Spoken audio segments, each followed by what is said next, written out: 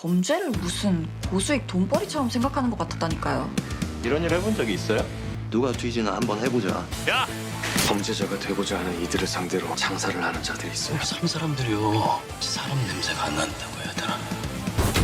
중고거래 사기 사건으로 시작된 이번 화가 다른 에피소드와 달리 직접적인 폭력이 없었지만 훨씬 불편하고 충분히 분노 유발하는 내용이었는데요. 바로 우리 일상에서 너무 흔히 일어날 수 있는 범죄인데다가 피해가 너무 심각해서 완전 몰입해서 보게 되더라고요. 역대급 빌런이 예고되는 사문도파로 들어가는 시작점. 중고거래 사기 사건으로 그 꼬리를 잡은 것인데요. 다음 화에선 사기꾼인 낚시왕에게 알바 직원으로 낚여주는 고은이와 도기의 활약으로 총괄이라는 빌런까지 시원하게 복수해주고 바로 사문도로 들어가는 것으로 예상됩니다. 사기꾼을 사기쳐서 잡아내는 도기와 고은이의 활약과 총 7명으로 등장하는 사문도파 빌런들의 최신 정보까지 다음화 예고편을 통해 풀어보겠습니다. 구독, 좋아요를 누르시고 끝까지 들어보세요. 중고거래 사기 한두 번 당했던 분들 꽤나 계실 텐데요. 신고를 해도 범인을 잡기 힘들다는 것을 다들 알고 있을 정도로 현실적인 이야기라서 그런지 이번 화를 보는 내내 생각이 저절로 많아지더라고요. 최주임처럼 마치 잡을 수 있을 것 같은데 돈만 떼이는 상황이 되면 어떡하냐. 유민정처럼 배달 테러를 당하면 뭐부터 해야 하나. 경찰에서도 손 놓고 있는 이런 상황이 되면 어떻게 해야 할지 막막한 생각이 절로 들더라고요. 그만큼 일상에서 흔히 일어날 수도 있겠다 싶어서 등골이 오싹해 오던데요. 그런 점에서 이번 에피소드가 조금만 잔인해도 느껴지는 타격감은 그 어떤 폭력 사건보다 클 것으로 예상이 됩니다. 더군다나 이번화 후반부에는 총괄이라는 놈이 동물까지 학대하는 장면이 나와서 다음 화에서 시청자들의 분노 게이지를 엄청나게 자극할 것으로 예상되는데요. 이번 중고거래 사기의 시작은 8살 다솜이의 평생 모은 돈 98,000원을 사기당한 것으로 시작되었습니다. 다솜이의 마음을 되찾아주겠다며 호기롭게 뛰어든 최경구 주임이 제대로 걸려들었죠. 사기꾼에게 접근하는 족족 사기당하며 며칠 만에 500여만 원을 잃게 되었는데요. 사기꾼인 줄 알고 잡으러 가서 만난 유민정 또한 심각한 사기 피해자였죠. 유민정은 이번 사건의 대표적인 피해자로 다음 화에서 사건 의뢰인이 될 것 같은데요. 임산부로 중고거래 사이트에서 아기용품을 샀다가 피해를 당한 뒤 경찰에 신고하지만 소용이 없었고 그 이후 사이트에서 피해자가 확산되는 것을 막기 위해 노력하다가 가해자가 보복을 시작하게 되는데요.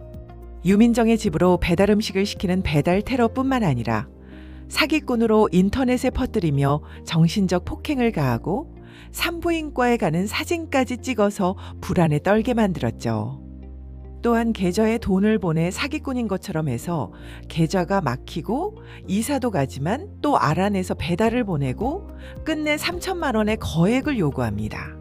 결국 유민정은 아이를 유산하고 사기를 당한 것도 모자라 경찰, 남편을 포함해 아무도 자신을 믿어주거나 도와주지도 않는 상황에 절망해서 결국 연탄을 피워 자살을 시도하게 되죠. 다행히 김도기와 고은이 덕분에 목숨을 건지게 됩니다. 이 괴롭힘은 사람을 폭행하는 것보다 더 잔인했는데요. 우리에게도 흔히 있을 수 있는 일이라 생각하니 분노 게이지가 저절로 올라가더라고요. 모범 택시팀의 시원한 복수를 더 열렬히 응원하게 됩니다.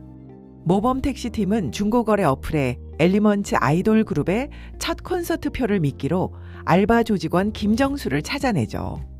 어이없게도 김정수는 경찰 공무원 시험을 준비하는 대학생인데요. 고수익 돈벌이라는 이유로 범죄를 아무렇지도 않게 저지르고 있는 현실이었습니다. 다들 범죄를 무슨 고수익 돈벌이처럼 생각하는 것 같았다니까요. 이런 일 해본 적이 있어요?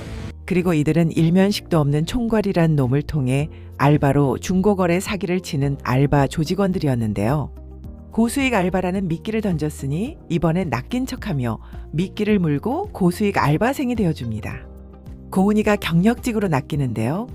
이들은 범죄임에도 버젓이 공개된 장소에서 신분증을 조작하고 티켓이나 상품권을 복제해서 중고 사이트에 올리는 등 매뉴얼대로 가이드해줄 정도로 시스템을 갖고 있었네요. 첫 번째 타겟은 총괄이라는 놈이죠. 사람 새끼나 짐승 새끼나 말로 해봤자 소용이 없어. 누가 뒤지나 한번 해보자. 전기 충격기를 들고 있는 빌런 총괄은 동물 학대까지 서슴지 않고 저지르는데요. 강아지들의 목줄이 여러 개 있던 것으로 보면 총괄에게 희생된 강아지들이 한두 마리가 아니었던 것 같습니다. 더욱 악질적인 빌런으로 느껴지는 총괄에게 고은이가 모습을 드러내도록 접근을 하고 도기가 시원한 복수를 해줄 것 같은데요. 범죄자가 되고자 하는 이들을 상대로 장사를 하는 자들이 있어요. 삼흥도 완전 북쪽 끝에 있는 섬 아니야? 범죄자가 되고자 하는 사람들을 상대로 장사를 하는 자들, 총괄을 잡았지만 그도 누군가의 힘과 돈에 의해 움직이고 있었죠. 사기꾼들이 삼흥도와 연관된 것을 찾아내고 모범 택시팀은 삼흥도로 들어갑니다. 완전 북쪽 끝에 있는 섬 아니야? 좀 이상하지 않아요? 여기 산 사람들이요. 하나같이 사람 냄새가 안 난다고 해야 되나?